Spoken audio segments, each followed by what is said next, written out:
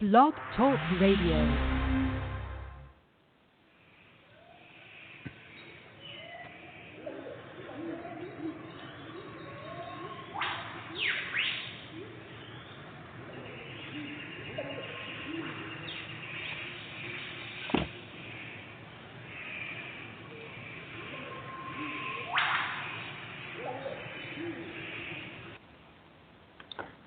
Hello, everyone. I'd like to welcome all of you back to Ohio Exopolitics. I'm your host, Mark Snyder. I'm going to take a little tangent from my normal Meier material, and I tried to get us a guest this evening, but it just didn't work out. So I've been reading this really fascinating book. It's called The Clintons' War on Women. And what's in here is astonishing, very informative, and disturbing, to say the least. So I think I'm going to also play a few clips. There's an interesting documentary that was done on the Clintons that also kind of corresponds to this book. This book was written by Roger Stone and Robert Morrow. So anyway, let me try to set this clip up. And this is a story of two boys that I think they were around 15 or 16 years old. They were living in Mena, Arkansas. I'm assuming this is the late 60s, maybe middle 70s, somewhere in that range. Bill Clinton was the governor of Arkansas at this time, and the CIA was running drugs into Arkansas, landing there at the Mena airport, and then that was like the distribution point where the cocaine would be taken all over the country and maybe the world, as far as I know. But there were two young boys in Arkansas that saw one of these shipments, and so they had to be killed. And this is the story of how they were killed. So we'll start out with a clip here, if I can set this up, and then I'll read a little section in the book that talks about what happened. These boys were named, the names were Kevin Ives and Don Henry. So just bear with me 1 second here.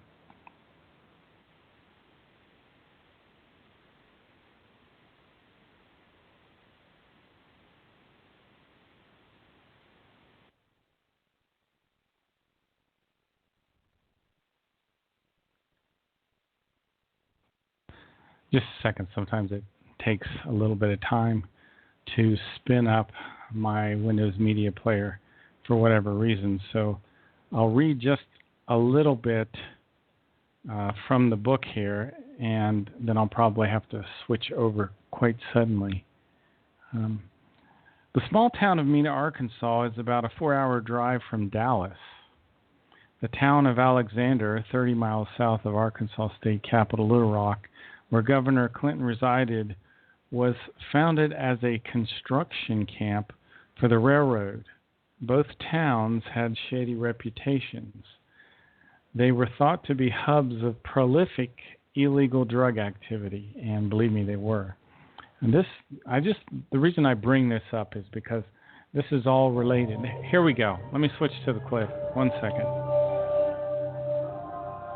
On the night 23rd, 1987, just outside the little town of Alexander, Arkansas, Kevin Ives, 17, and Don Henry, 16, witnessed a cocaine drop, which was part of the drug smuggling operation in Mena, Arkansas.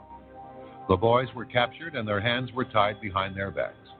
They were kicked and beaten and finally executed. One of the boys was stabbed to death.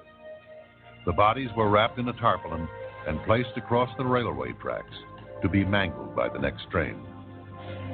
The Arkansas medical examiner, Fahmy Malik, ruled the deaths an accident. He said the boys had smoked marijuana joints and had fallen into a trance on the railway tracks side by side. As the facts would later show, the crime lab never tested the concentration of marijuana in their blood. They were told to back Malik's ruling. Bill Clinton was the only person to whom the crime lab answered. Kevin Ives' mother, Linda, created such a stir that a grand jury was called to investigate the case. The bodies were exhumed, and a second autopsy was conducted by the Atlanta medical examiner, Dr. Joseph Burton. He showed an enhanced photograph of the wound to 6 other forensic investigators. They all concurred that it was a stab wound. He also... Okay, these boys were brutally murdered because they happened to see one of these drug shipments into Mena, Arkansas. And after they were brutally murdered, they were taken out and put on the tracks and then killed. Well, they were already dead at this point. Their bodies were destroyed by the train. And thanks, Gemini. I'm glad you guys can hear. Okay, this is the brakeman on the train. Oh, let me start here. When we were approximately 100 feet away from the dark spot, the engineer of the train, Stephen Schroyer, yelled out, "Oh my God," recalled the brakeman, Danny Lamar. We could tell there were 2 young men lying between the rails just north of the bridge, and we saw there was a gun beyond the boy who was just lying to the north. There was something covering these boys from their waist to just below their knees, and I'm not sure what the object was. They were both in between the rails, heads up against the west rail, and their feet were over the east rail. Both were right beside each other, and their arms and hands were to their sides, head facing straight up. I never noticed any movement at all. The horn was sounded, the brakes were locked, but despite the deafening sounds from the futile attempts to stop the train, the boys never moved as the locomotive rolled on over them. Anyway, that was the destruction of the bodies. When they finally did stop the train, they went and looked, and they noticed that there was blood, but not very much. Hardly any blood, in fact. And the blood that was there was a dark purplish color, and that was because of the lack of oxygen in the blood. And it was decided that the boys had been dead for some time. And the 2 boys were identified as a 17-year-old Kevin Ives and a 16-year-old Don Henry. The Arkansas medical examiner then made up a story that they had smoked over 20 marijuana joints and they were completely unconscious from the use of marijuana, which was something that was made up. A later investigation found that the boys had just smoked a couple joints. Now here's another story related, and what I'm getting at here is the relationship of the Clintons to a whole series of murders that have occurred. Keith McCassell, the bar owner of the Wagon Wheel, which is a club near Mena in nearby Pulaski County, was one of the unfortunate witnesses of some more wrongdoing. McClaskey had passed on a piece of information to Deputy Kathy Carty, the only Saline County deputy on the tracks the night the boys died, who strongly disagreed that the deaths were an accident. Keith told me what I might want to watch this fellow named Dan Harmon, that he was one of Saline County's largest suppliers, evidently. So this McCassell guy started to be intimidated and started getting threats from some of the hitmen of the Clintons. One day, while he was working at his bar on the night of the elections in 1988, he took 2 pennies out of his pocket and put them on the bar at the Wagon Wheel and said, "If Sheriff Steed loses this election, my life ain't worth 2 cents." And he was murdered that very night. Another person, a 26-year-old Greg Collins, in 1989, who had been subpoenaed to testify before the grand jury after rumor was circulated that he had been with the boys the night they were murdered. So this was a fellow that had been with the 2 boys that were murdered that night. Suddenly, this fellow this man, Greg Collins, this 26-year-old man, was found dead, killed by a shotgun blast to the face. His murder remains unsolved. And the story goes on here. This book is very, very interesting. Now, they were trafficking drugs into this airport in Mena, Arkansas. Again, this book is called Clinton's War on Women by Roger Stone. And there was a fellow named Barry Seal who was one of the pilots for the CIA, and he was flying these drugs into Mena, Arkansas. Now, let's listen to what this Attorney General from Louisiana, Billy Gusty, said. He said, by his own admission, he, Barry Seal, had flown over 100 flights, each bringing in between 600 and 1,200 pounds of cocaine, between $3 billion and $5 billion of drugs into the United States. So just put this in context for a second. Bill Clinton was the governor of Arkansas at this time, and he knew darn well about these drugs being run in here. In fact, I believe it goes on to say in this book that the money was being laundered through the Rose Law Firm where Hillary worked. Hillary, as you know, is running for president. Let me continue here. In the 1980s, Seal moved his operations to Arkansas and struck up a personal friendship with Bill Clinton. So Bill Clinton became personal friends with this Barry Seal, who was the guy flying the drugs in to Mena, Arkansas.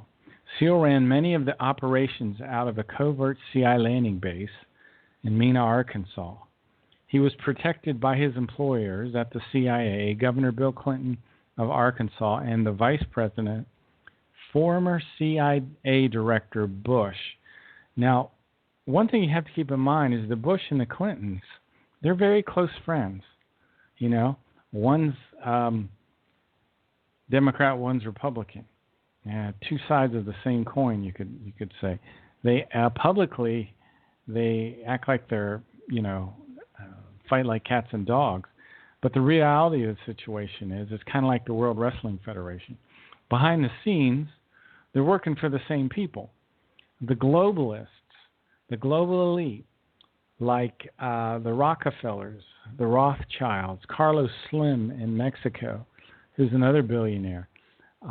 These people, they want a one-world government.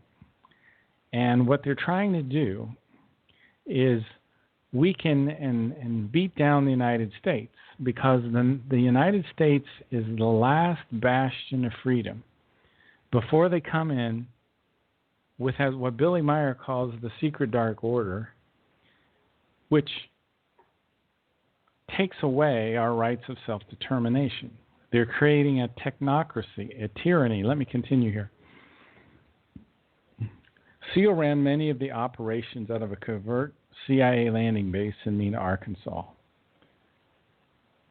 He was protected by his employers at the CIA, Governor Bill Clinton of Arkansas, and Vice President and former CIA Director Bush. Seal would direct plane loads of cocaine to Mena, which would then be distributed through the state and the U.S. The money from the drugs sold was supposed to go to procure guns for the Contras, and this was another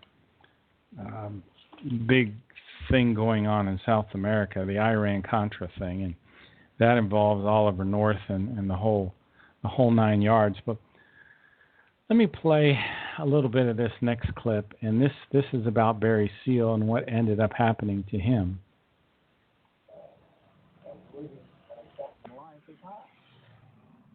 You can't sit in Baton Rouge and go to work from 9 to 5 on Monday through Friday and go to the LSU football games on Saturday night and church on Sunday morning and have an exciting life. That may be exciting to 99% of the population, but to me, it's not. And the exciting thing in life to me is to get into a life-threatening situation. Now, that's excitement. This is Barry Seal, a highly publicized drug smuggler originally operating out of Baton Rouge, Louisiana. Since 1978, he carried out one of the largest drug smuggling operations between the United States and Central America. In the spring of 1982, Louisiana State Police warned Seal that they would tail him wherever he went in efforts to stop his operation. It's believed that Seal decided to move his operation out of that state after the warning. It was here at Rich Mountain Aviation that authorities believed Barry Seal moved his operation. Terry Capehart owned a business at the Mena Airport, and he remembers when he first met Barry Seal in 1981. Of course, I didn't know who Barry Seal was. I'd never heard of the man. And Freddie introduced me to him. Capehart didn't know of Seal's drug background then, but remembers that this man, Joe Evans, former partner of Freddie Hampton, brought in one of Seal's planes to Rich Mountain Aviation. Evans declined to comment for TV5 News, saying it's his policy to, quote, keep quiet, unquote. Capehart said he began to see more and more of Barry Seal, especially after the spring of 1982.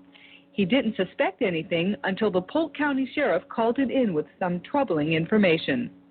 I came in possession of some information that indicated some aircraft being serviced and stored on the airport here was being used in an illegal international operation.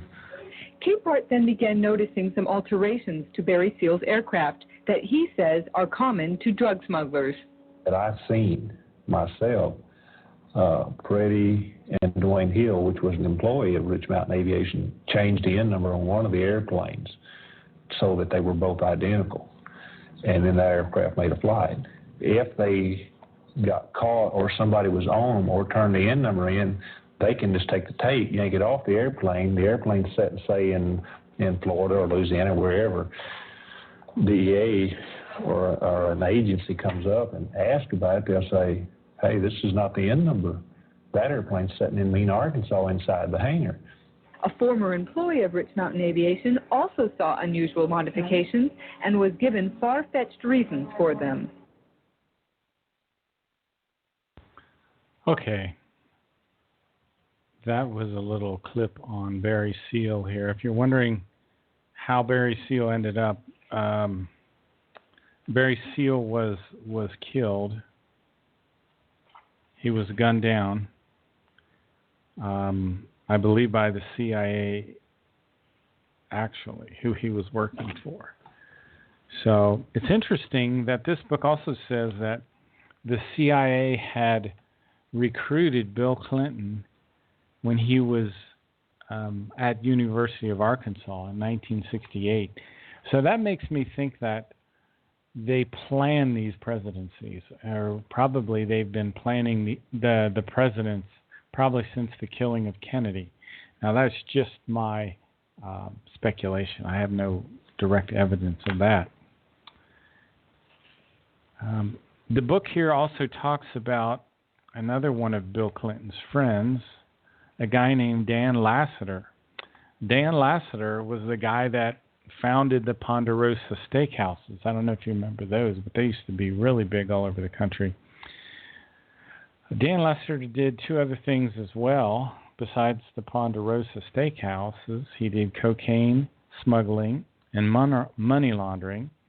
He became one of Bill Clinton's closest friends and biggest political contributors when Bill Clinton was the governor of Arkansas. Dan Lassiter and Bill Clinton used to attend drug parties together where there were cocaine women, where money laundering was taking place.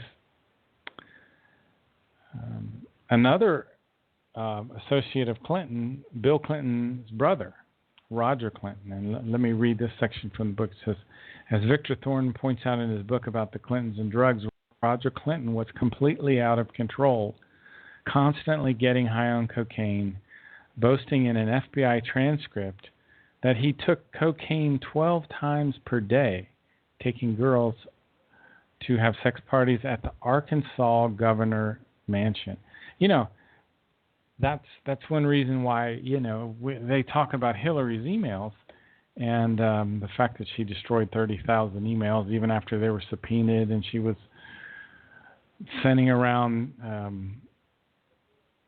government secrets on an unsecure server.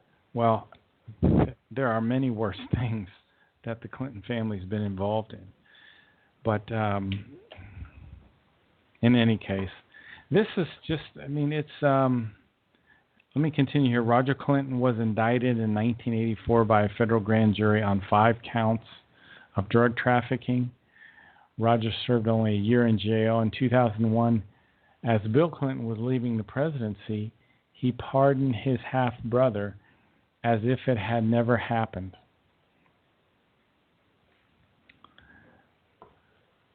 I guess also Bill Clinton pardoned Dan Lassiter. I guess Dan Lassiter had went to jail over drugs as well. Anyway, just some information, some kind of side information, not exactly related to the Billy Meier case, which is usually what I talk about, but it just gives you an interesting picture. I mean, one thing that Billy has said recently is that we're heading towards the Henoch prophecies that talk about the two civil wars in the United States. And boy, I tell you what, I know this sounds really crazy from a guy that is so interested in the Meier material, but I'm really hoping that Billy's wrong, because I do not want to see our country go through 2 civil wars.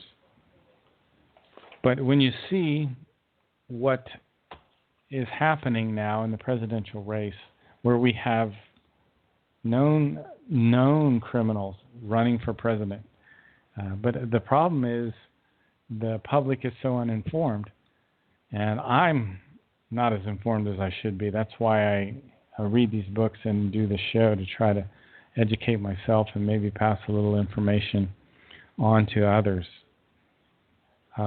Let me read a little bit of the Henoch prophecies here. It says, due to the fault of scientists, enormous power will be seized by the power-hungry and their military. That would be the United States, I guess. Their warriors and terrorists. And power will be seized as well through laser weapons of many types, via atomic, chemical, and biological weapons. Also genetic technology. Enormous misuse will occur because this will be unrestrainedly exploited for the purposes of war. Genetic technology, meaning that what's going to happen next is they're going to create these clones. I know that sounds insane, but I'll continue here. Exploited for the purposes of war, not lastly due to the cloning of human beings for warring purposes. So we're going to see clones used in warfare probably within our lifetime. Now, this was also practiced in ancient times with the descendants of Henoch in the regions of Cirrus. You know, it's so interesting because we don't understand that there have been very, very advanced civilizations in the ancient past that are far more advanced than us. I imagine when we do really learn this, it's going to be quite a shock to some people. But in any case, let's continue. However, this will not be all of the horrors, as besides the genetic technology and the use of chemical weapons, far worse and more dangerous, more deadly weapons of mass destruction will be produced and used. So one of the potential realities that we're facing are these coming incredible wars where cloning will be used. We'll see soldiers that are cloned. And later it will talk about these soldiers who have no compassion, no empathy, no moral reasoning. They'll just be killing machines. Then we'll see the use of atomic weapons, chemical weapons, biological weapons, unless we can turn this around. And I don't think it's hopeless. It looks bad sometimes, but I don't think it's hopeless. Okay, let me continue here. Assisted by the scientists and obedient military forces serving them, who together hold a deadly scepter and will create clone-like beings which will be bred in a total lack of conscience and will be scientifically manipulated to become killer machines, division by division and devoid of any feelings. So these warriors that will be created, and this is Contact Report 215, these clone warriors will be scientifically manipulated to be killer machines. There'll be divisions of these soldiers. They will be devoid of any feelings. They will destroy, murder, and annihilate everything. The USA will set out against the Eastern countries ahead of all financial states, and simultaneously she will have to defend herself against the Eastern intruders. That makes me think that we'll be warring with China. In all, America will play the most decisive role. And it goes on to say that, we're going to invade many countries, which of course we've done, under the guise of fighting terrorism, which of course we've done. And it talks about under so-called peaceful globalism, American politics will aspire to gain control of the world. And if you listen to the people that talk about this sort of thing, which I do, they talk about globalism. And they talk about something called the Hegelian dialectic. And in the Hegelian dialectic, the powers that be create a problem so that they can bring in their solution. That's the Hegelian dialectic, order out of chaos. And what they're doing right now with the United States is they're trying to create this race war. You notice everything's about race and everything. And then the other thing they're doing is they're, as it says, they're taking away our rights of self-determination. And that's why there's so much emphasis on political correctness. I don't know if you've paid any attention to that or not, but you can't say anything today because you're bound to offend someone. Well, this is not by just chance. This is because in the third millennium, these leaders, they want to remove our self-determination. And we're seeing that through gun control, loss of freedom of speech, as I was just saying. We're seeing mandatory vaccinations, and we're also seeing mind control. And I know that probably sounds crazy to some people, but I think some folks are really very vulnerable to this. There is another researcher named Alan Watt who talks about Zbigniew Brzezinski, National Security Advisor for President Carter, President Carter again, stated that shortly the public will be unable to think and reason for themselves. Eventually, he said that the public would expect the media to do all their thinking and reasoning for them. And I'll tell you what, this has happened today. And it's interesting because the Meier material says that independent thinking is what is completely required for the evolution of your consciousness. And this is in one of the beginning pages. I think it's, I forget which page it is, but it's in the Might of Thoughts book. It says, however, an evolution of the consciousness can only come about through independent thinking of each human being. And we don't have that anymore on our planet.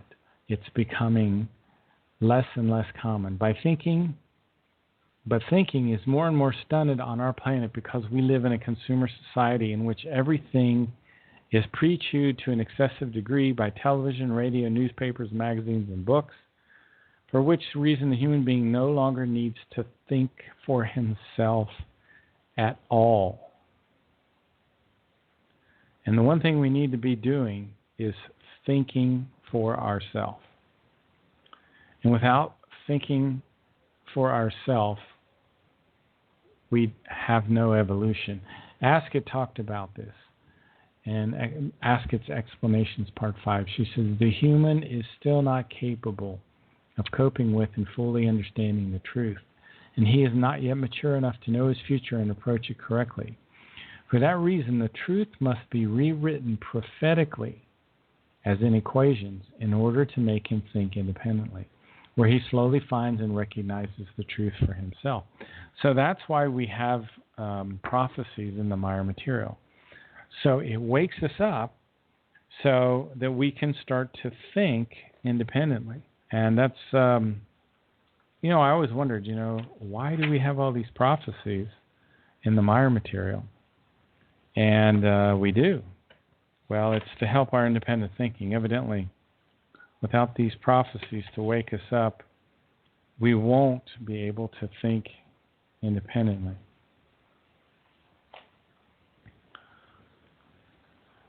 If the Third World War actually happens, and Billy says calculation and observations appear to indicate it to be probable, and also during the next few decades it could happen. And what will happen is the civilian population will have to bear the brunt of the enormous suffering in tremendous numbers. Again, there will be cloning, which will create human machines for military purposes, devoid of conscience and feelings. And we also, in the future, will create computer-like weapons. And these human combat machines, the military clones, will gain their independence. These clones will become independent, and they will, through their own management, they will bring death, devastation, destruction into the human beings of the planet.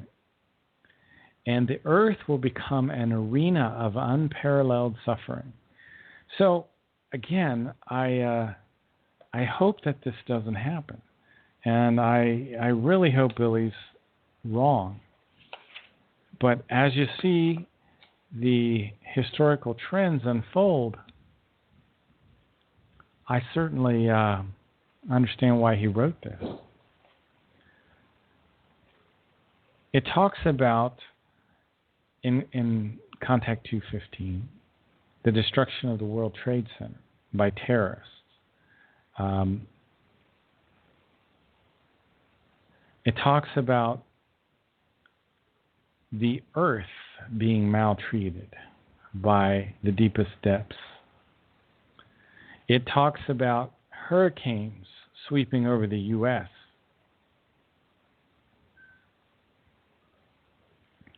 According to the prophecies of Enoch, the truth about industrialized countries is that they only appear to be civilizations.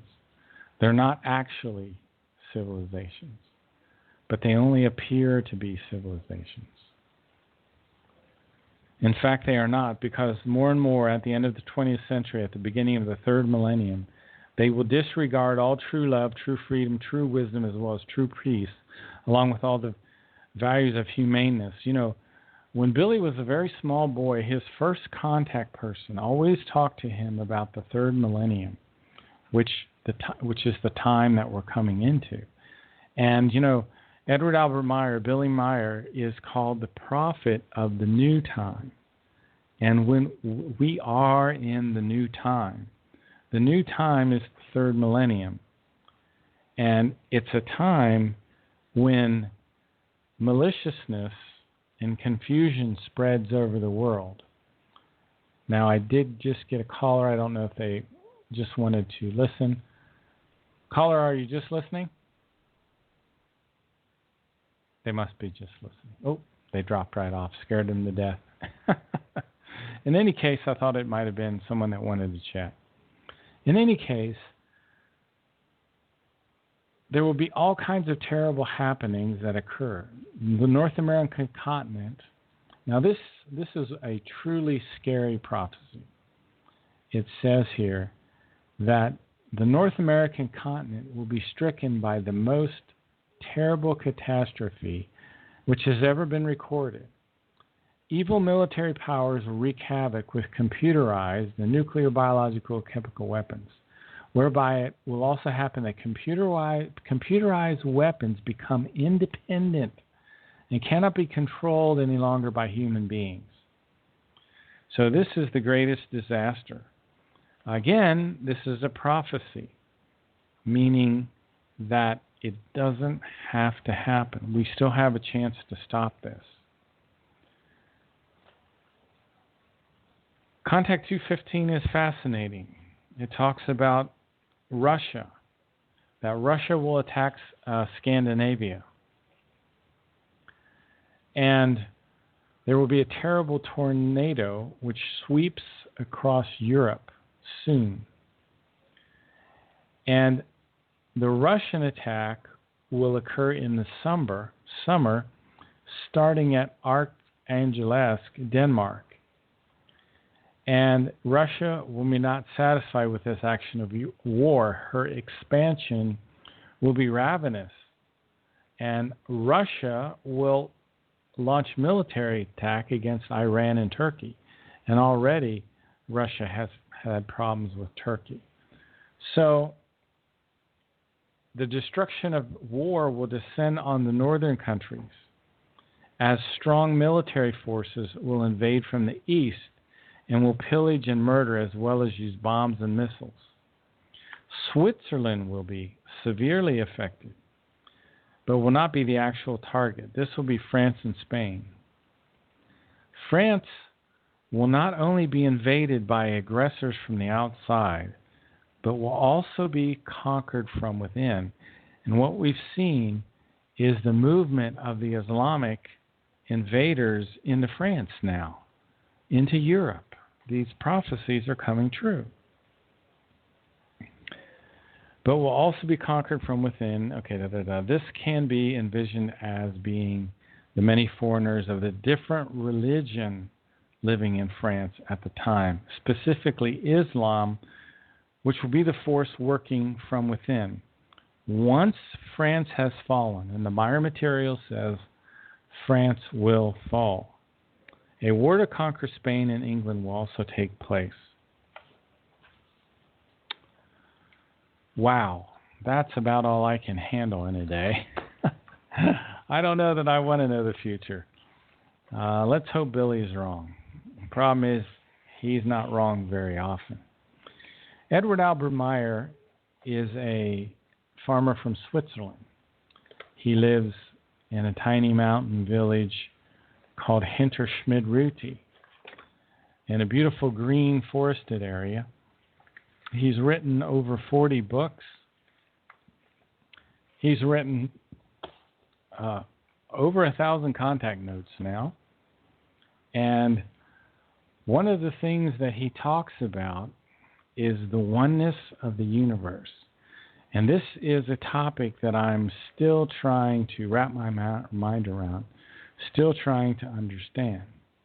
And he has this incredible article about the oneness of the universe, that the whole universe is a oneness which flows through all things, all existence, and all life.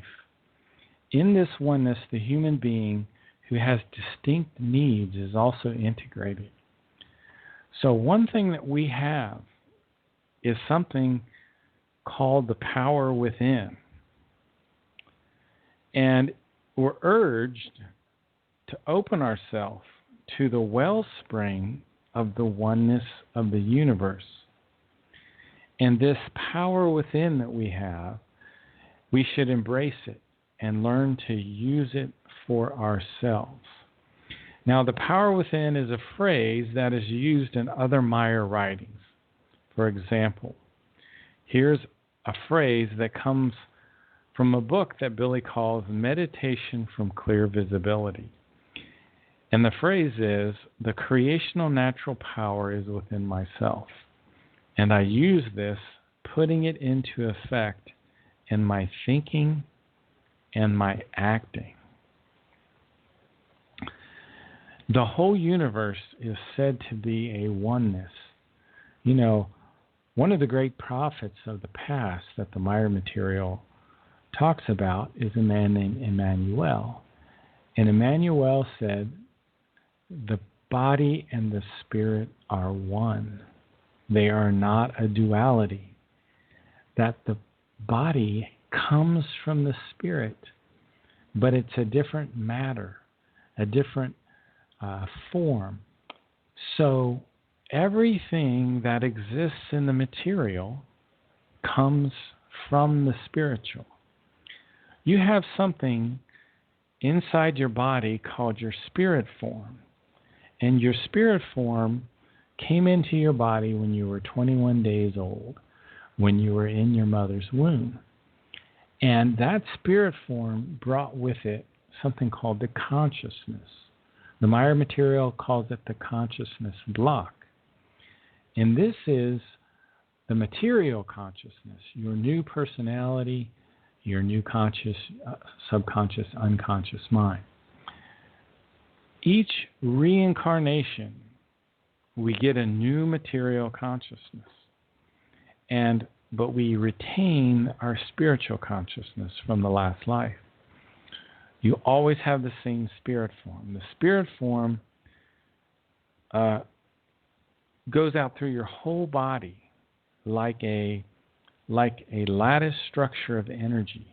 So when this spirit form enters into the body of the child, it enters first into the middle brain, and then its energy spreads out through the whole body. If later you would have your arm cut off or whatever, the spirit form will retreat instantly.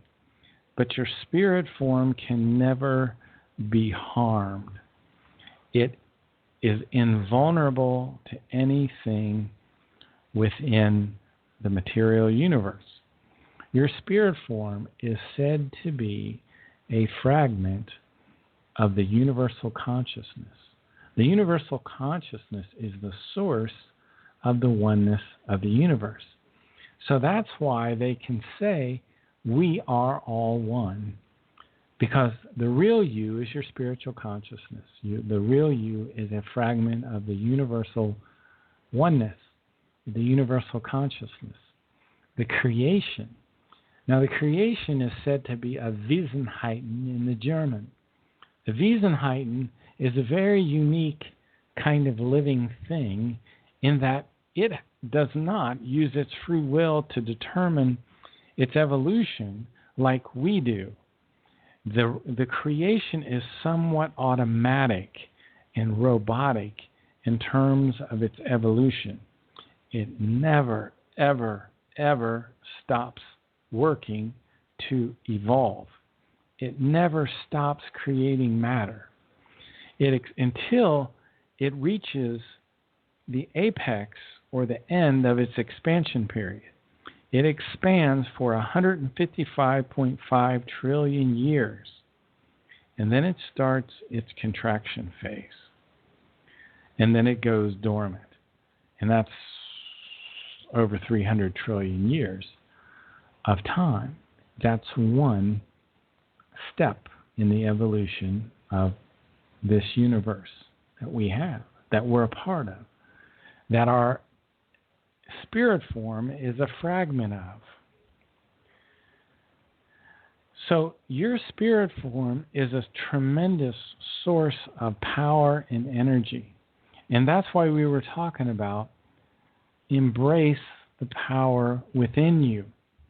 Now, your spiritual consciousness has something in it called the Gemut. The Gemut controls the thoughts and the feelings of the spiritual consciousness. The Gemut is a German term. The Gemut is part of your spiritual consciousness. It's the counterpart to the psyche. The psyche controls the thoughts and the feelings of the material consciousness. Your Gemut has the ability to use something called the Empfinden block. The Empfinden block receives what are called swinging waves. These swinging waves are of a purely spiritual nature, and they're of a neutral, positive, equalized form. and receives the swinging waves, which are part of the electromagnetic realm of life. And at some point, we'll be able to harness these swinging waves. They have a tremendous power. And the extraterrestrial humans that are out in the universe today that are higher evolutionary levels than us have the power to harness the swinging wave, and they can do the telepathy and the telekinesis and the levitation. And the people called the sensitivat are those human beings capable of this fine spiritual perception. What happens is, if you spend enough time in observation, you will develop the ability to sense the radiating love of creation. And you will be able to receive these swinging waves. Now, the swinging wave is related to what they call the fine fluidal energies. And Michael Udebrock is the best expert, and he's from Figu, Canada, and he knows more about the fluidal energies than anyone I've come across. Of course, he learned it from Billy, but let me read something from Figu Bulletin 13 that talks about these fine fluidal energies. It says the vibrations, the energies, and their powers consist of a tiny fine material, respectively, fluidal units of information which individually and collectively constitute a oneness. There's the term the oneness again, which like the electrical current flows through wires in an invisible form through the brain and through the body, finally to leave our body and reach into our environment. And you know your walls have fine fluidal energy from your consciousness. The trees in your yard have the fine fluidal energy from your consciousness. Well, these fine fluidal energies are picked up by sensitive humans, by other human beings who have at their disposal the ability of this fine material perception. So that is one of the things that I've been studying lately and trying to wrap my mind around a little bit, and you just have to do it in tiny little steps because there's so much to it and there's so much to wrap your mind around. I want to pick up again in Billy's article here about the oneness of the universe. It says, the creational nature brings you and your life blessings when you recognize that you are one of its creations and that you are determined as such to further carry the creational natural within you by you using the source of the oneness of the universe. That comes from your spiritual consciousness. We all have a spiritual consciousness. Your spiritual consciousness will never die. When your physical body dies, your spirit form and your consciousness will come out of your body and will go into the spiritual realm, which exists in the same physical location as our planet, but in a different dimension. Your spirit form will take your consciousness block and will evaluate and process your consciousness. And from your consciousness, it will create the essences of essence like love and wisdom and discernment and logic. And all of these essences, these neutral, positive, spiritual essences will be stored in your spirit form, will strengthen your spirit form, and help your evolution for the next lifetime. Your personality goes into what's called the universal storage banks, and your memories go into the new subconscious, because your spirit form will create a new conscious, subconscious, unconscious, and a personality while you're in the spirit realm. And a lot goes on in the spirit realm between physical lifetimes. And we're supposed to spend between like a lifetime and a half in the spirit realm. that because of overpopulation, people are spending less and less time in the spirit realm. I have a caller here. I just want to make sure they're listening and didn't want to say something. 206, did you have a question or want to discuss something? I'm a first-time listener, so I just love to listen this time. Okay, excellent. That's fine. I'm sorry to bother people that are just listening, but I never know. In any case, you have a spiritual consciousness. The spirit form is within you. It's headquartered in your middle brain, an area called the superior colliculus. The power of your spirit form goes throughout your whole body, and it's the real you. It's what is evolving through all these different lifetimes. So we have something called the oneness of the universe, and Billy is saying to be refreshed by the concept of the oneness of the universe. And it says here, let me continue. Letting it bubble, you are hereto refreshed, and thus radiate the one energy and power usefully and creatively in your life and in your surroundings. The creativity is the gift of the creational nature to you. And if you are creative, you are in turn giving everything in this respect to the fellow human being, to everything existence, to all forms of life, and altogether to the entire universe. You see, wisdom is a kind of knowledge that produces energy. And when you gain wisdom, you help the whole universe to evolve by just sharing your thought forms. You see, the purpose of our life is the evolution of our consciousness. And the globalists are attacking that straight away and trying to dumb down our children. They are also dumbing us down through the media. And we are becoming more and more indifferent to one another, more mistrustful to one another, which is exactly the opposite of the oneness of the universe. These globalists are attacking the very core of the purpose for our life. And increasingly, we're becoming emotionless, disinterested. Have you noticed people being like zombies?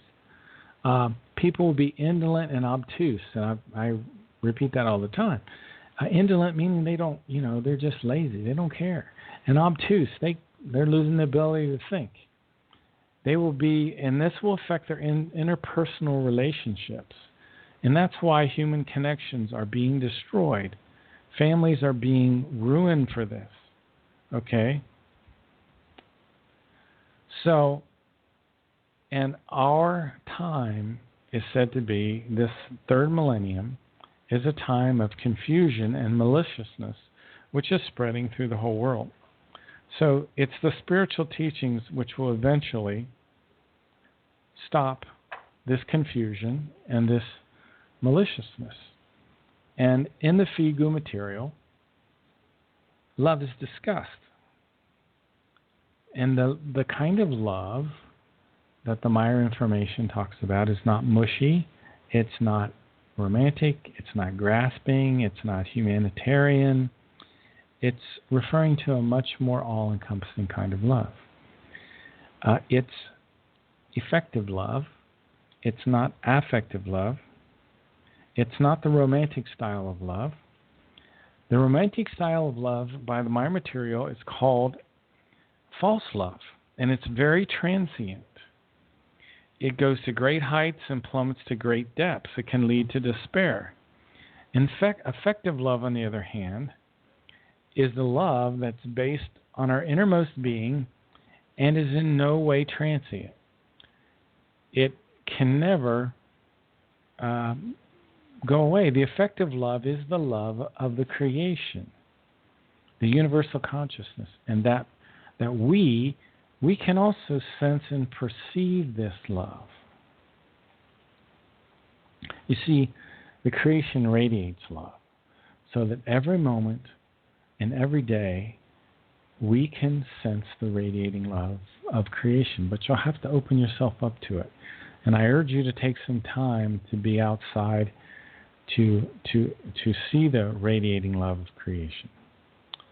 The radiating love of creation exists because no life is able to exist without love and without the light of truth. The everlasting warmth that comes from the center of the universal consciousness is love. Love is the highest principle in all creation. And through that love, everything exists in absolute logic. Every tiny plant and every tiny animal fulfills its purpose in love. The love of creation is everywhere. Because without that love, nothing would be able to exist. So we have to remember that we carry that love within ourselves, and that we exist only because of the love of creation. Now this is kind of different, because you see, creation is not like a heavenly Father. The Meier material says it's evolving. It also, again, as I talked earlier, it really doesn't have a personality like we think of a personality. It functions almost automatically in some aspects. We, as human beings, are what the German calls the Wesen. We're an independently existing life form. We have our own individuality and personality. We have, an instinct-based consciousness. So the Wesenheiten, which is the universal consciousness, is different than that. It functions kind of automatically. It doesn't have a personality, although it radiates love. You see, it expresses its love through the wonder of its creation. And that's why, one of the reasons why we have to get our self around understanding the importance of keeping our populations under control and also not destroying our forests. Unfortunately, our forests are being burned, and it's just incredible. The Rim Fire in Northern California burned 402 square miles in 2013. The Pony Complex Fire in Idaho burned 149,000 acres. The Funny River Fire in Alaska burned almost 194,000 acres. The Carlton Complex Fire burned about 390 square miles. That was in, I think, 2014. We had the largest fire in our history in Canada, but wasn't much talked about. That was May 3rd to July 5th of 2016, 1.5 million acres destroyed. So the creation, what's most important is being destroyed. Deforestation is happening through all of these fires. And it's happening. People are destroying the forests. Now, the forests have to exist for us to have the moderation of the weather. And that's why we're having this incredible nature. Anyway, folks, I'll be back Saturday and Sunday. We'll talk more then. Have a great evening. You've been listening to Ohio Exopolitics.